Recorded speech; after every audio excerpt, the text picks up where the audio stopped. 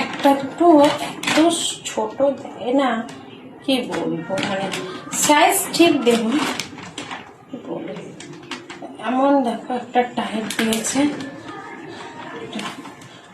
একদম পরাই যাবে না। দেখো দেখো এত টাইট, এটা হয় সম্ভব বলো পরা?